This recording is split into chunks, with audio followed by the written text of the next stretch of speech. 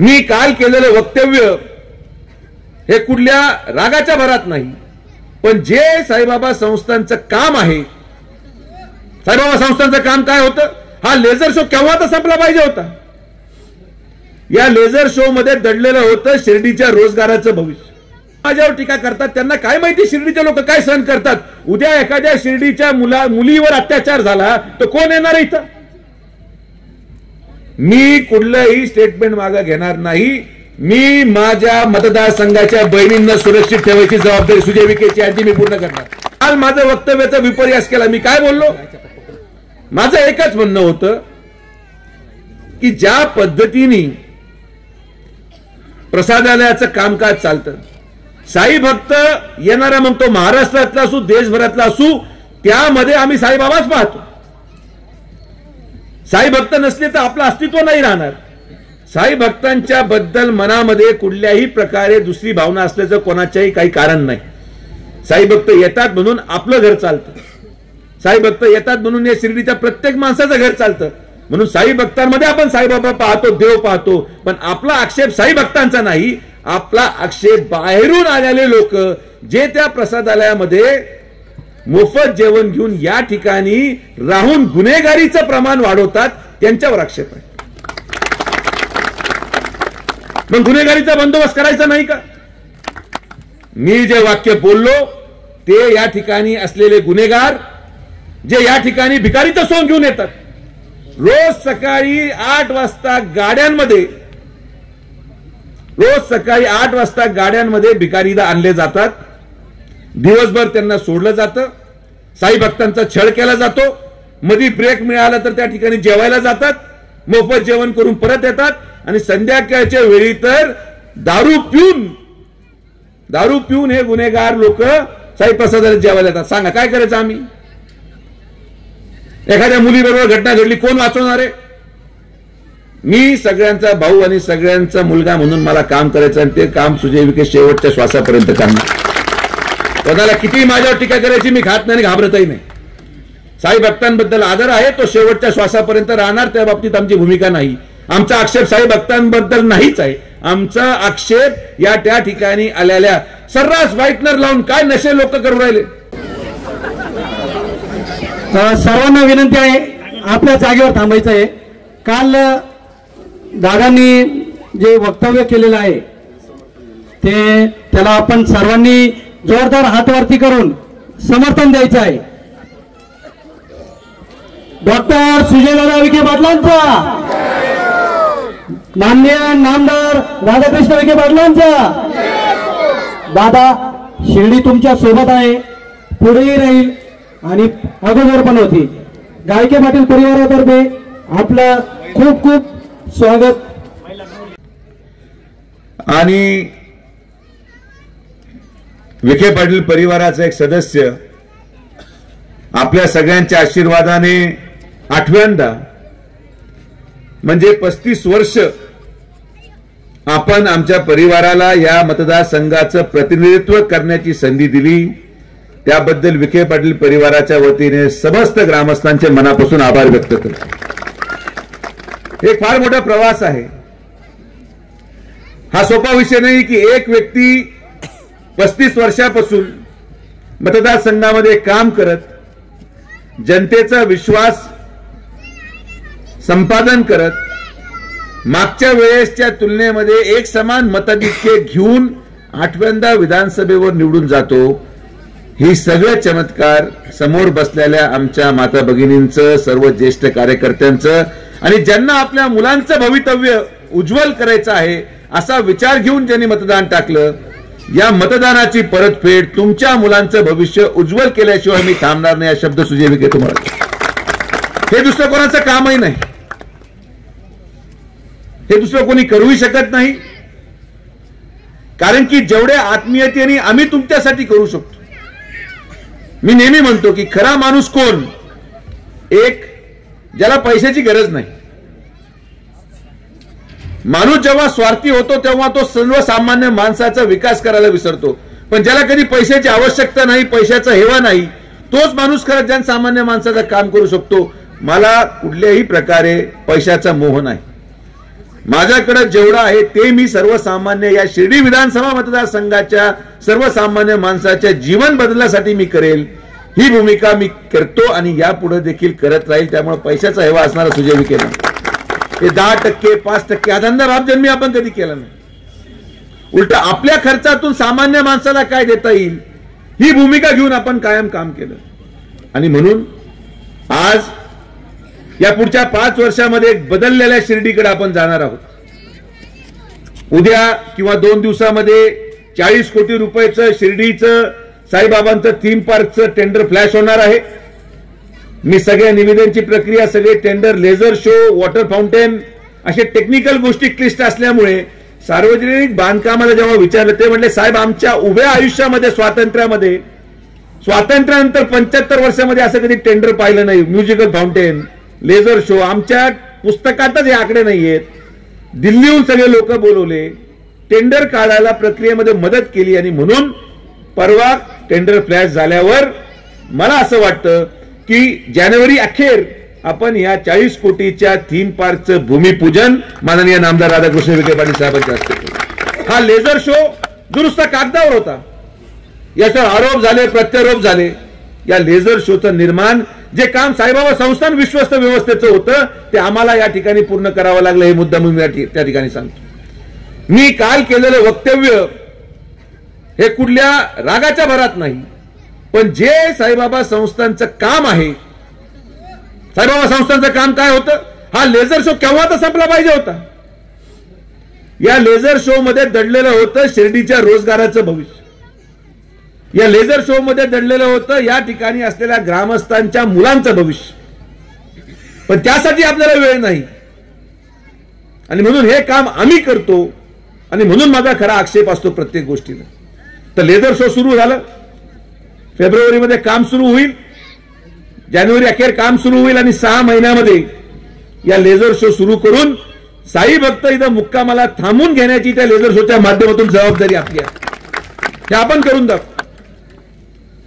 त्यानंतर एमआयडीसीचं मी आता जवळपास, तुम्ही एमआयडीसीला कधी गेलात का कधी पाहायला काय चाललंय तिथं? हे काय इलेक्शन काळापुरतं नारळ नाही फोडलं. तुम्ही एमआयडीसीच्या जागेवर गेले तर एमआयडीसी मध्ये आता रस्त्यांचं काम सुरू आहे, पाण्याच्या टाकीचं काम सुरू आहे. त्या ठिकाणी 3 कोटी लिटर पाणी साठेल असं आपल्याला मोठी टाकी करायची होती. डिफेन्स क्लस्टर आपण मंजूर केलं. त्या डिफेन्स वाल्यांचं सामान येऊन आता भारतामध्ये पोर्टात आलेलं आहे.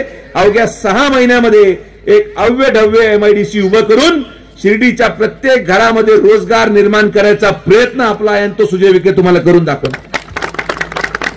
ऍडिशनल कलेक्टर ऑफिस आपण आता काम सुरू आहे. इथून 10 किलोमीटरच्या अंतरावर 550 कोटी रुपयाचं जनावरांचं मेडिकल कॉलेज. त्या मेडिकल कॉलेज उभं राहिल्यावर नोकऱ्याला कोण जाणार? आपले मुलं जाणार. मी तुम्हाला शब्द देतो, जनावरांचं मेडिकल कॉलेज असू, एमआयडीसी असू, थीम पार्क असू, ऍडिशनल कलेक्टर ऑफिस असू, या सगळ्यांमध्ये शिर्डी विधानसभा सोडून एकही बाहेरचा माणूस नोकरीला लागला तर मी नाव बदलून टाकल. सोडा विषय. मी काम करतो माझ्या मतदारसंघाच्या लोकांसाठी. अगोदर माझे लोक जगले पाहिजे, मग बाहेरचा विचार होईल. ही माझी ठाम भूमिका आहे, त्या भूमिकेशी मी अजिबात हलणार नाही. काल माझं वक्तव्याचा विपर्यास केला. मी काय बोललो? माझं एकच म्हणणं होतं की ज्या पद्धतीने प्रसादालयाचं कामकाज चालतं, साई भक्त येणारा मग तो महाराष्ट्रातला असू, देशभरातला असू, त्यामध्ये आम्ही साईबाबाच पाहतो. साई भक्त नसले तर आपलं अस्तित्व नाही राहणार. साई भक्तांच्या बद्दल मनामध्ये कुठल्याही प्रकारे दुसरी भावना असल्याचं कोणाच्याही काही कारण नाही. साई भक्त येतात म्हणून आपलं घर चालतं. साई भक्त येतात म्हणून या शिर्डीच्या प्रत्येक माणसाचं घर चालतं. म्हणून साई भक्तांमध्ये आपण साईबाबा पाहतो, देव पाहतो. पण आपला आक्षेप साई भक्तांचा नाही, आपला आक्षेप बाहेरून आलेले लोक जे त्या प्रसादालयामध्ये मोफत जेवण घेऊन या ठिकाणी राहून गुन्हेगारीचं प्रमाण वाढवतात, त्यांच्यावर आक्षेप आहे. मग गुन्हेगारीचा बंदोबस्त करायचा नाही का? जे लोक बाहेरून आज माझ्यावर टीका करतात त्यांना काय माहिती शिर्डीचे लोक काय सहन करतात. उद्या एखाद्या शिर्डीच्या मुलीवर अत्याचार झाला तर कोण येणार इथं? मी कुठलंही स्टेटमेंट मागे घेणार नाही. मी माझ्या मतदारसंघाच्या बहिणींना सुरक्षित ठेवायची जबाबदारी सुजय विखेची आधी मी पूर्ण करणार. मी जे वाक्य बोललो ते या ठिकाणी असलेले गुन्हेगार जे या ठिकाणी भिकारीचं सोंग घेऊन येतात, रोज सकाळी 8 वाजता गाड्यांमध्ये भिकारीला आणले जातात, दिवसभर त्यांना सोडलं जातं, साई भक्तांचा छळ केला जातो, मध्ये ब्रेक मिळाला तर त्या ठिकाणी जेवायला जातात, मोफत जेवण करून परत येतात आणि संध्याकाळच्या वेळी तर दारू पिऊन हे गुन्हेगार लोक साई प्रसादाला जेवायला येतात. सांगा काय करायचं आम्ही? एखाद्या मुलीबरोबर घटना घडली, कोण वाचवणार आहे? मी सगळ्यांचा भाऊ आणि सगळ्यांचा मुलगा म्हणून मला काम करायचं आणि ते काम सुजय विखे शेवटच्या श्वासापर्यंत करणार. कोणाला किती माझ्यावर टीका करायची मी खात नाही, घाबरतही नाही. साई भक्तांबद्दल आदर आहे, तो शेवटच्या श्वासापर्यंत राहणार, त्या बाबतीत आमची भूमिका नाही. आमचा आक्षेप साई भक्तांबद्दल नाहीच आहे. आमचा आक्षेप या त्या ठिकाणी आलेल्या सर्रास व्हाईटनर लावून काय नशे लोक करू राहिले. हे दुर्दैवाने मला वेळ नव्हता म्हणून हे सगळे शिर्डीमध्ये फोपळे, माझी चूक आहे बाप. पण याच्या पुढे नाही, याच्या पुढे कोणाला काय दाखवायचं दाखवू द्या, कोणाला काय टीका करायची करू द्या. शिर्डीची घाण सुजय विखे पुढच्या 3 महिन्यामध्ये साफ केल्याशिवाय राहणार नाही. हे आमचं काम आहे, या कामाशी आम्ही मागे तडजोड करणार नाही. मतदान कमी झालं तरी चालेल, पण गुन्हेगारांना या ठिकाणी आता संधी नाही. मी डीवायएसपी PI यांना पण सांगितलं, कारण की समाज सुरक्षित राहावा. जेवढा अधिकार शिर्डीच्या साईबाबांवर साई भक्तांचा आहे तेवढाच अधिकार शिर्डीच्या ग्रामस्थांचा पण आहे. शिर्डीचे ग्रामस्थ आहेत म्हणून शिर्डी आहे. हे आपण सगळ्यांनी शिर्डी बनवलेली आहे. बाबा इथं आल्यानंतर बाबांच्या आशीर्वादाने आपले प्रपंच वाढले, पण आपण सगळेजण सुसंस्कृत नसतो तर शिर्डी झाली असती. प्रत्येकाचा त्याग आहे. इथं आपण जमिनी दिल्या, रस्त्यांना जमिनी दिल्या, कॉम्प्लेक्ससाठी जमिनी दिल्या, शिर्डीच्या विकासासाठी जमिनी दिल्या. शिर्डीच्या विकासामध्ये सगळ्यात मोठा हातभार कोणाचा असेल तर या शिर्डीमध्ये राहणाऱ्या प्रत्येक नागरिकाचा आहे आणि म्हणून नागरिकाचा देखील तेवढ्याच पैशावर अधिकार आहे. जर माझं एकच म्हणणं, आज जे शिर्डीमध्ये देणगी मिळते, देणगीला देणारा माणूस प्रत्येक जणाची मनात इच्छा असते अन्नदान करावं, आमचं काही हरकत नाही. पण मी संस्थांना विनंती करणार आहे की असं अन्नदानाचं सेपरेट अकाउंट न करता प्रत्येक सिंगल देणगी संस्थांनी घ्यावी, कुठलाही हेड नको. आणि आलेल्या पैशाचा विनियोग अन्नदानासाठी किती, शिक्षणासाठी किती हे संस्थांना ठरवू द्या. दुर्दैवाने काय होतं की जेव्हा माणूस येतो आणि तो अन्नदानासाठी पैसे भरतो, ते पैसे अन्नदानामध्ये तसेच पडून राहतात आणि त्याचा वापर दुसरीकडे करता येत नाही. काय गैर आहे? 298 कोटी रुपयाची संस्थांची शिक्षणाची इमारत बांधलेली आहे. शैक्षणिक दर्जा चांगला नको? माझं स्वप्न आहे की शिर्डी मधला निघणारा प्रत्येक सर्वसामान्य घरातला मुलगा 12वी पास झाल्यानंतर चांगलं इंग्लिश बोलून एक उच्च पदावर परदेशात नोकरीला गेला पाहिजे. काय चुकीचं स्वप्न आहे? हे आमचं स्वप्न आहे, आम्ही पूर्ण करणार. आणि मी म्हणून संस्थांना पण सांगितलं की यापुढे शिक्षकांचा दर्जा हा चांगलाच पाहिजे. चूक आमची पण आहे की कधी कधी भरती करताना कोणी म्हणतं माझा जावई घ्या, कोणी म्हणतं माझा पुतण्या घ्या. यापुढे मी सगळ्यांना विनंती करतो, तुम्ही कुठेही नोकरी मागा, पण कृपया करून शिक्षक म्हणून नोकरीचा अर्ज करू नका, कारण की जो खरंच शिक्षक होऊ शकतो त्यालाच यापुढे संस्थांमध्ये नोकरी दिली जाणार. ज्याला काही बोलता येत नाही तो 500 लोकांना शिकवतोय, काय मुलं घडवणार आहोत आपण? आणि मुलांची जबाबदारी, भविष्याची जबाबदारी आमदार या नात्याने आमच्या परिवारावर आहे, ती आम्हाला पूर्ण करायची. ती आम्ही पूर्ण करू, 100% पूर्ण करू. मुलांना मुलींना काही काळजी करायची गरज नाही. यापुढे शिक्षण संस्थेचं व्यवस्था ही आपण आंदोलन करायची वेळ तरी चालेल, पण चांगले शिक्षक इथं आले पाहिजेत, आपले मुलं शिकले पाहिजेत. मराठी मीडियम पेक्षा सीबीएसई बोर्ड मध्ये या शाळेचं रूपांतर झालं पाहिजे.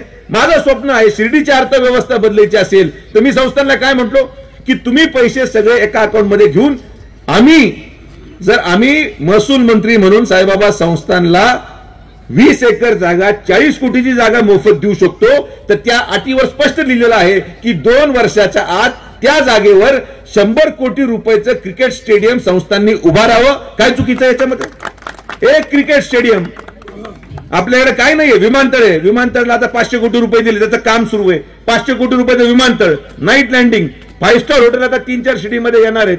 MIDC आलेली आहे, रेल्वे स्टेशन आहे. माझं स्वप्न आहे की 5 वर्षामध्ये हे स्टेडियम उभं करून एक तरी IPLचा सामना आपल्या शिर्डीमध्ये व्हावा, हे स्वप्न आपण पाहतो. आणि हे स्वप्न आपल्याला साकार करायचंय. हे जाऊ दे, गटारी तुंबल्या, हे झालं, पाईप इकडे गेलं, पाणी घरात आलं नाही, नळाला, ते आणू आपण. ती आपली जबाबदारी ती आणणारच आहोत, पण आपण विचार कुठे केला पाहिजे. मी तुम्हाला सांगतो, एक स्टेडियम झालं ना, एक स्टेडियम, तुम्ही घरी बसून तुमच्या घरात एवढा पैसा येईल तुमच्या उद्योगाच्या माध्यमातून की तुम्हाला आयुष्यभर काही करायची गरज पडणार नाही. आणि मग ही जबाबदारी देखील संस्थांचीच आहे की या ठिकाणी शिर्डीमध्ये राहणाऱ्या लोकांना उपजीविकेचं साधन निर्माण करून देणे, व्यवसाय निर्माण करून देणे, ही जबाबदारी संस्थान नाकारून चालणार नाही. अनेक प्रश्न आपल्या पुढे आहेत, पण हे प्रश्न सोडवत असताना मी परत एकदा आवर्जून सांगतो की कालचं माझं स्टेटमेंट हे साई भक्तांबद्दल नव्हतं. मी या ठिकाणी केलेलं वक्तव्य हे गुन्हेगारांसंदर्भात होतं, गुन्हेगारी वाढल्या संदर्भात होतं आणि हे थांबलं पाहिजे. अनेक लोक मला सल्ले देतात, तुमच्या संस्थेत का शिकवत नाही. यांना हे माहीतच नाही की जेव्हा मराठा आरक्षणाचा वाद पेटला तेव्हा एकमेव विखे पाटील कुटुंब होतं ज्यांनी सर्व मराठा समाजाच्या मुलांना मोफत शिक्षण द्यायचा निर्णय घेतला. तेव्हा कोणी पत्र लिहिलं नाही आम्हाला की फार चांगलं काम केलं. आज सगळे आलेत इथं आम्हाला सांगायला की काय केलं पाहिजे. शिर्डीमध्ये काय करायचं आम्हाला सांगू नका. 35 वर्ष आम्ही इथं आहोत. यावेळेस पण 70,000 आम्ही निवडून आलो. इथल्या जनतेला माहिती आहे की विखे पाटील जो निर्णय घेतील तो आमच्या मुलांसाठी आहे. त्यामुळे मला कोणाच्या सर्टिफिकेटची गरज नाही. आमचा घेतलेला प्रत्येक निर्णय, आमच्या तोंडातून निघणारा प्रत्येक शब्द हा या शिर्डी विधानसभेच्या सर्वसामान्य युवक आणि युवतींसाठी आहे आणि त्यांचं भविष्य घडवण्यासाठी आहे. हा विश्वास या तालुक्याच्या जनतेला आहे. त्यामुळे जनतेला काही घाबरायचं कारण नाही आणि मी त्यामुळे घाबरत पण नाही. एवढा पारा म्हणजे मी बोललो काय, म्हणजे इतका छोटा विषय होता. ते पण मला कमलाकर मागे बसला होता. मी कमलाकर म्हटलं 10,000 भिकारी बोला, 10,000 भिकारी बोला. मी म्हटलं बोला आता.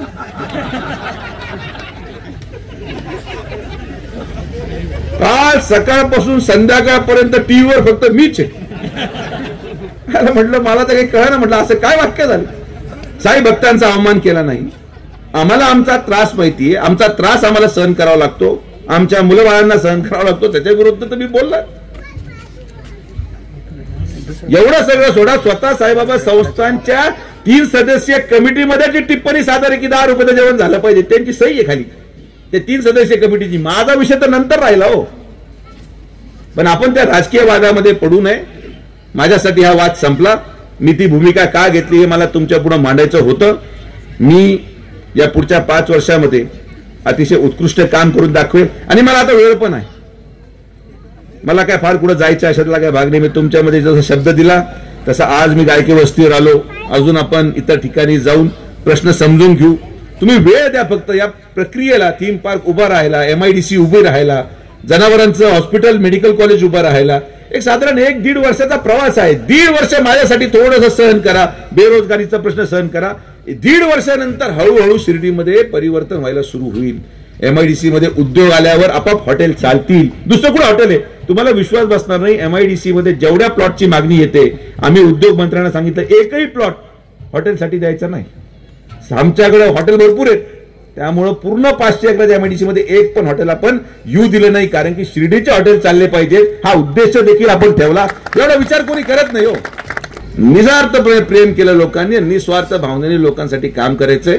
बाबांची आशीर्वाद असला आणि बाबांची इच्छा असली तर निश्चित मला व्यक्तिगत आवडेल. जर मला आदरणीय मुख्यमंत्री महोदयांनी संस्थांवर काम करायची संधी जर दिली तर मी एक अभूतपूर्व परिवर्तन या शिर्डीमध्ये करून दाखवलं. अभूतपूर्व परिवर्तन. पण संधी जसं सांगितलं वेळे अगोदरही कोणाला मिळत नाही, नशिबापेक्षा जास्त कोणाला मिळत नाही. तर आपण काय फार जास्त घाईत नाही आहोत. निवांत चालू. हळूहळू हळूहळू जशी प्रक्रिया होईल तशी होत राहणार आहे आणि सगळ्यांना विश्वस्त करू टप्प्याटप्प्याने. काळजी करू नका. जसं तुम्ही दर वर्षाला सोसायटीचे चेअरमन बदलतात दर 6 महिन्याला, तसं आपण 6 महिन्याला विश्वस्त बदलायचा काही ठराव होतो का पाहा. आपण मुख्यमंत्री महोदयांना विचारू. आठवड्याला एक विश्वस्त करता आलं तेही पाहू. या ज्ञानेश्वर या. तर आनंदात राहा. अजिबात काय फार विचार करू नका.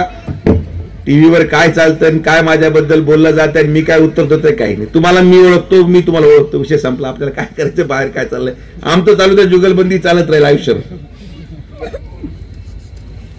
पण मला आनंद वाटतो की माझ्यासारख्या सामान्य माणसाची दखल पूर्ण महाराष्ट्राने घेतली. बाबा बाबा बाबा बाबा पूर्ण महाराष्ट्राने. कोणी म्हणतो तुमच्या संस्थेला काय शिकवत नाही, कोणी म्हणतो इकडंच काय. अरे बाबा संस्थे या तर खरी, तुम्ही इथं तिकडून काय सगळं शहाणपणा शिकू राहिले.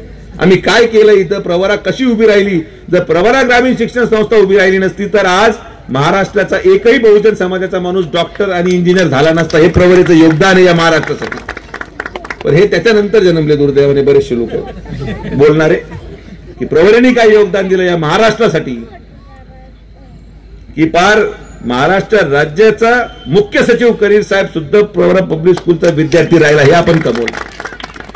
सर्वसामान्य बहुजन समाजाचे मुलं IAS IPS झाले. किती IAS IPS प्रवरेतून शिकले, किती लोक उद्योग प्रवरेतून शिकून मध्ये विधान बसलेले किती प्रवरेतून शिकले. त्यामुळे आम्हाला काही कोणाची सर्टिफिकेटची गरज नाही. आमच्या परिवाराचं योगदान काय, आमच्या शिक्षण संस्थेचं योगदान काय, हे मला कोणाची सर्टिफिकेटची आवश्यकता नाही. माझं सर्टिफिकेट हे सर्वसामान्य गोरगरिबांनी मतदानात दिलेला कौल की 8व्यांदा 70,000चं मताधिक्य घेऊन माननीय नामदार राधाकृष्ण विखे पाटील साहेब या ठिकाणी मंत्री झाले. तर या मंत्रिपदाचा उपयोग आपल्याला खातं मिळालं जलसंपदा. मी तुम्हाला विश्वास देतो की आपण जे गोदावरी कालव्याचं काम आता सुरू केलेलं आहे, आपण जे गोदावरी कालव्यांच्या चारीचं काम पुढचं मंजूर करणार आहोत 2 महिन्यामध्ये, की 5 वर्षामध्ये या खात्याचा वापर करत आपण त्या पाण्याची व्यवस्था अशी करू की भविष्यामध्ये कधीही कुठेही काही झालं पण राहत्या तालुक्यामध्ये दुष्काळ पडणार नाही. शब्द सुजय विखे पाटलांनी तुम्हाला आहे. हे पण काम आपल्याला करायचंय. महसूल मिळाला, आपण सगळं काम संपवलं. आता जलसंपदा मिळालं, त्याचं काम सर्वसामान्य माणसासाठी करू. तर तुम्ही निश्चिंत राहा, तुम्ही निश्चिंत राहा. मला आभार मानायचे गायकेंचे, आमच्या सर्व युवकांचे. त्यांनी असा डीजे मी पहिल्यांदा पाहिला की जो नेता यायच्या अगोदर वाजत होता, पण नेते आल्याला बंद पडला तो चालूच व्हायना. मला नंतर मी त्या गाडीच्या काचीतून बाहेर आलो होतो. सगळे असे शांत थंडीला कुडकुड चालू राहिले, म्युझिक वाजायला. मला वाटतं झालं मिरवणूक का जनादा चालू आहे, काय करायला.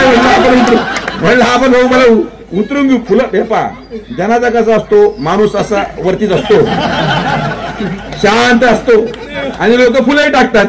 म्हणलं आपण असं, आपण जर तर झोपलेलो लोक उभे होता असं, झोपलेला असा हात बांधून असतो तो. त्यामुळे याच्या पुढे चांगला डीजे ठेवा. मी यायपूर्वी नाचायला सुरू करू नका, मी आल्यावर नाचा. मी येण्यापूर्वी नाचत बसले सगळे.